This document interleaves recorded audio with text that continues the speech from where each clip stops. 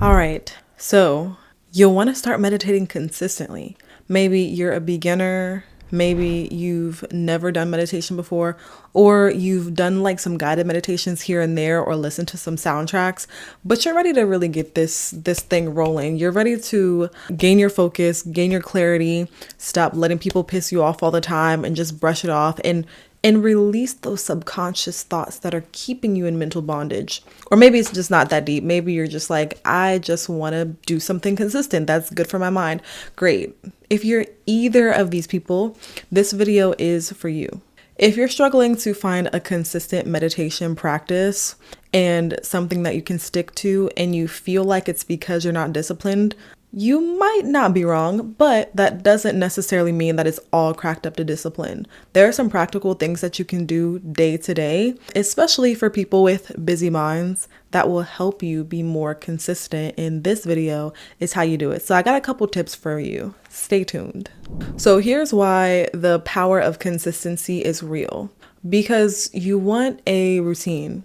Meditation is one of the most powerful and beneficial tools, in my opinion, as I've been meditating regularly for over 3 years now, every single day. It's one of the most powerful tools to help reduce stress, reduce anxiety, increase the amount that you can sleep at night, reduce fatigue, headaches, migraines, trauma responses, grief, just so many different things, and the possibilities are endless.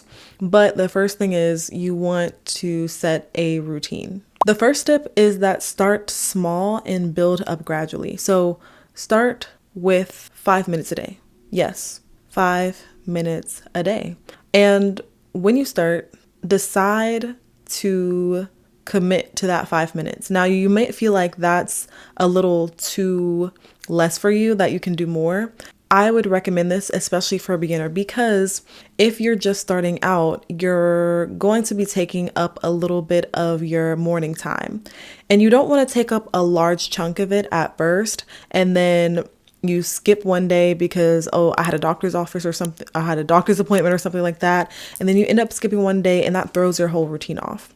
So take a small chunk out of your day so that it won't impact your schedule a lot. And when you start out with that, you'll be consistent at it. Then after you show that you can be consistent with 5 minutes, then start to work your way up. The way that you would time this is I recommend setting a timer on your phone.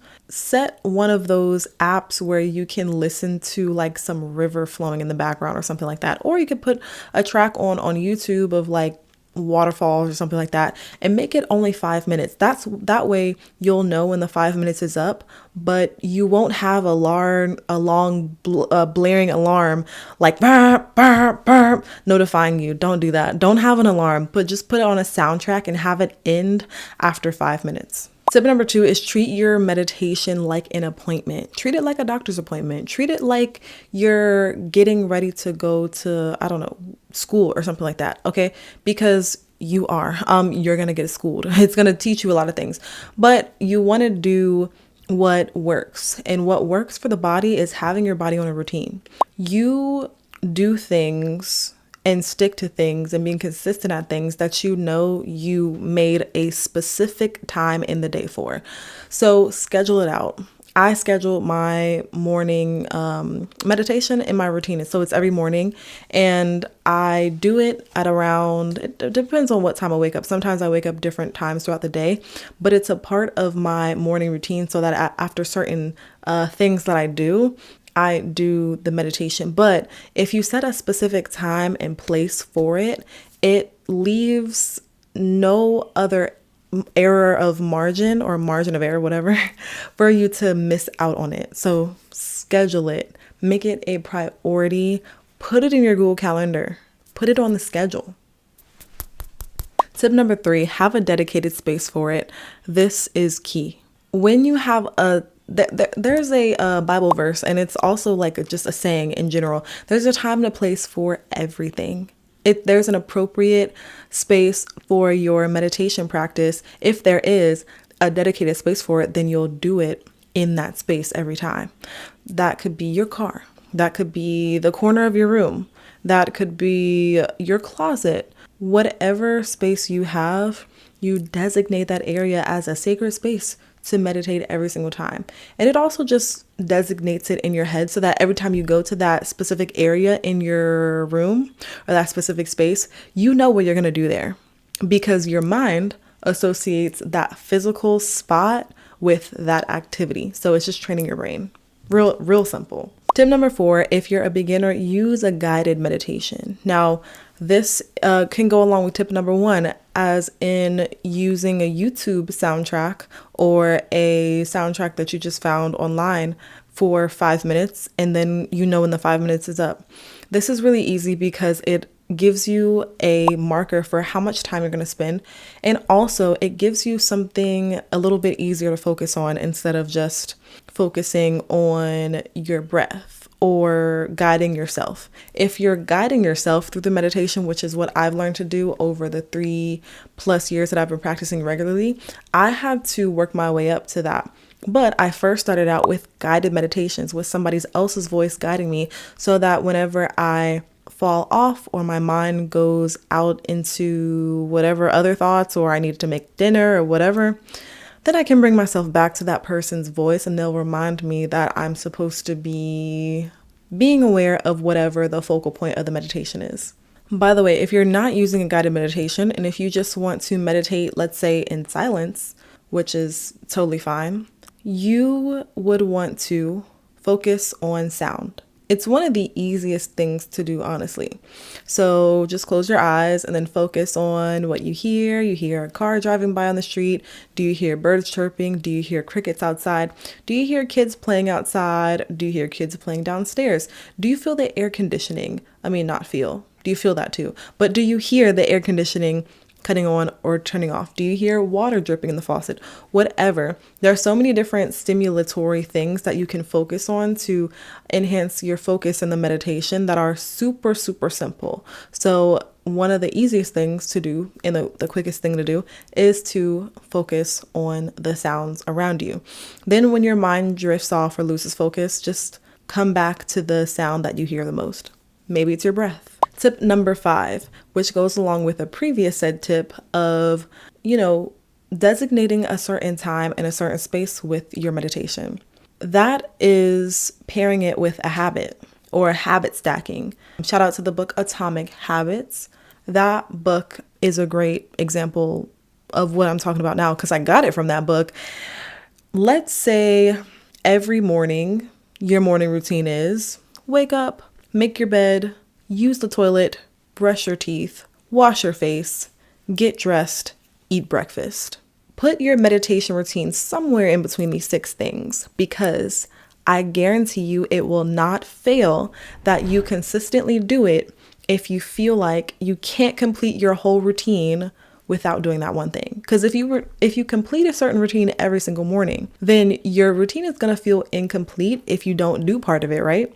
So make your routine, your meditation practice, that's what I mean by the routine, make that part of your routine and make it non-mandatory by stacking the habits. So for example, you would modify this morning routine by getting up, making your bed, brushing your teeth, using the toilet, meditating, then getting dressed, then going to get breakfast. That way you don't get breakfast or coffee until you meditate. So the breakfast becomes sort of like a reward or like something that you get to do after you meditate. It just is a cue that you use to remind your brain of what you're about to do. And it just makes it a regular thing. I do it every single morning. It does not fail. And then the last tip is tip number 6 is let go of perfection. Perfection is the enemy. It's the opposition. Perfection doesn't need to be present in order for you to have progression. As a matter of fact, the idea that there is something to perfect is the exact thing that's going to get in the way of you progressing into anything because you're not going to be focused on your progression. You're just going to be focused on the fact that you still have thoughts. And if you feel like your meditation practice isn't good or you're not doing it right or you're not a good meditator because you're still having thoughts while you meditate, that's totally not true. Let's debunk something right now. When you meditate, You're supposed to have thoughts. You're supposed to get distracted. Let me say that. You are supposed to get distracted. That's actually the point. Because if you never got distracted, there wouldn't be anything to strengthen. Think about it. If you went to the gym and every time you go to the gym, you're not even feeling sore afterwards. You're not even sweating afterwards. What work are you doing? You just pumping lead, whatever they say. I go to the gym, but I don't say that. You're just doing stuff and you're not sweating. You're not feeling the burn. You're not feeling nothing. You're just, I guess I'm working out. There's always progression to be made, and the joy is in the journey to the destination, because there is no destination. You're just maintaining and gaining. So again, what did I say? We're supposed to have thoughts when we meditate. That's the whole point.